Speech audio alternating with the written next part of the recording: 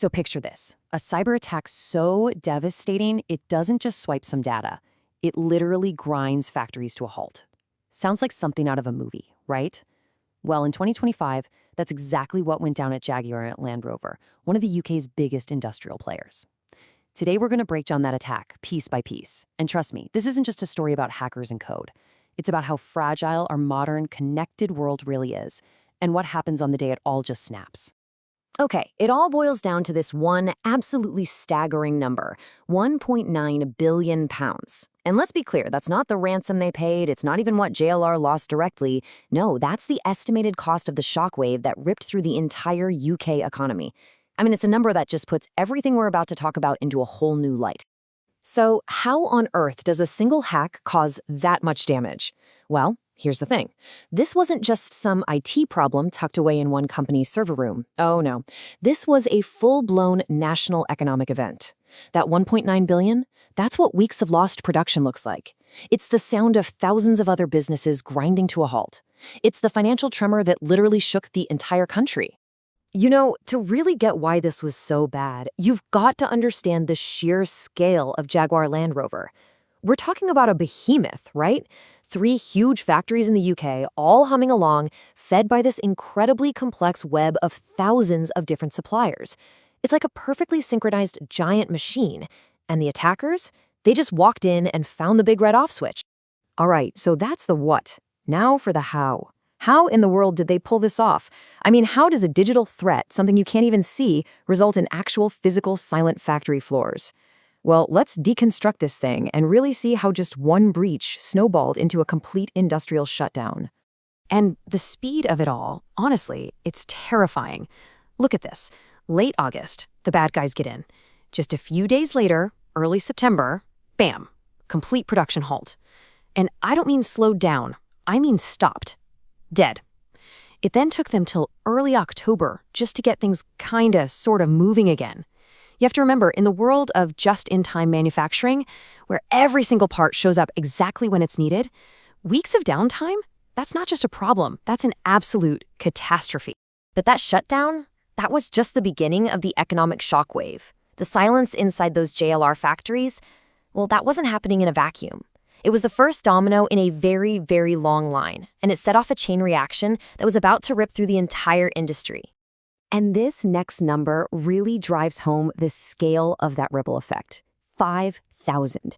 That's the number of other organizations in the supply chain that got slammed by this. And look, these aren't just names on a spreadsheet. We're talking about smaller businesses, family-run suppliers, service providers, real people whose entire livelihood depends on those JLR factories being open. When JLR stopped, they all stopped too. It was brutal. And here's where the historical context just becomes mind-blowing. The drop in UK car production was so severe, so catastrophic, that output plunged to a level not seen in a September since, wait for it, 1952. Just let that sink in for a second. A single cyber attack managed to throw a super modern, high-tech industry back in time more than 70 years. It's just unbelievable. So when you pull it all together, you're really looking at 4 different layers of damage. First, you've got the obvious one, the operational shutdown. Then there's that massive economic hit we talked about. After that comes the reputational damage, right? Shaking up confidence from investors, from buyers. But maybe the biggest hit of all, it was the brutal, undeniable proof of just how fragile, how vulnerable that entire supply chain really was. Which, of course, brings us to the million-dollar question. Why? How could this even happen? How could a global giant like this be so fragile? Well, the answer isn't just in the fancy code the attackers used. It's in the cracks that were already in the foundation. You know, vulnerabilities that were sitting there, waiting, long before any hackers ever came knocking. And a huge part of this story starts with a term you might not be familiar with, operational technology, or just OT. Now, this is not your normal office IT stuff, okay? We're not talking about emails and spreadsheets. OT is the tech that runs the physical world.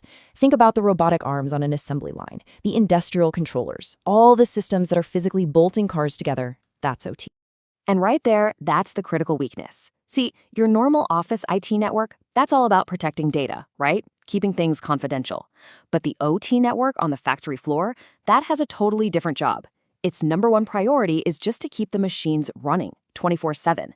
Uptime is king, and security often takes a back seat. So what's the problem?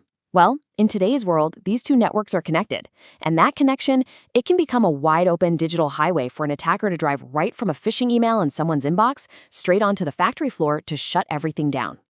But here's the thing, this was way more than just a simple tech failure. It was basically a perfect storm. You had a supply chain that was just full of weak links. You clearly had no real backup plan. I mean, weeks of downtime proves that, right? And this all happened in a cyber threat environment where attackers are actively, specifically, hunting for exactly these kinds of high-value, high-impact industrial targets. All right, so after all that, what are the big lessons? The JLR disaster, as bad as it was, is actually a really powerful teacher. It's a sobering wake-up call for sure, but it also gives us some critical takeaways for any organization that relies on technology, which, let's be real, is pretty much every single one of us. And if there's one core lesson that sums it all up, it's this. In today's hyper-connected world, your defenses are only as good as your partner's defenses. Think about it. Why would a hacker bother trying to breach your heavily defended fortress walls when they can just stroll in through a side door that one of your thousands of suppliers left wide open? This whole mess really forces us to accept 5 critical new realities. The first one, manufacturing isn't just business, it is critical national infrastructure, period. Second, a production shutdown isn't just a security problem for the IT guys to fix, it's a fundamental, total business failure. And maybe the most important takeaway of all, these massive, economy-crippling cyber attacks, they're not some sci-fi movie plot anymore. They are real, and they are here. Okay, so with all these tough lessons learned, what's the path forward, right? How do you make sure your company doesn't become the next big cautionary tale? Well, the good news is, there is a clear, actionable blueprint for building up your digital defenses, so you can actually stand a chance against these kinds of modern threats. And this blueprint really comes down to 6 crucial steps. First off, you've got to assess your risk everywhere, especially in that critical OT environment. Second, you have to segment your networks, basically build a digital wall between the factory floor and the corporate office. Third, you've got to mandate security standards for every single one of your suppliers. Fourth, you need a solid plan for when things inevitably go wrong. Fifth, you have to monitor absolutely everything all the time. But really, that last point is the one that ties it all together. This has to be a priority for the board. It's not an IT issue anymore. It's a fundamental business risk that belongs in the C-suite. At the end of the day, the Jaguar Land Rover story leaves all of us with a pretty stark and personal question. It forces every single organization to look beyond its own 4 walls, to look at the entire chain they're a part of, and ask themselves a tough question. In our deeply connected world, is our weakest link out there right now just waiting to be found?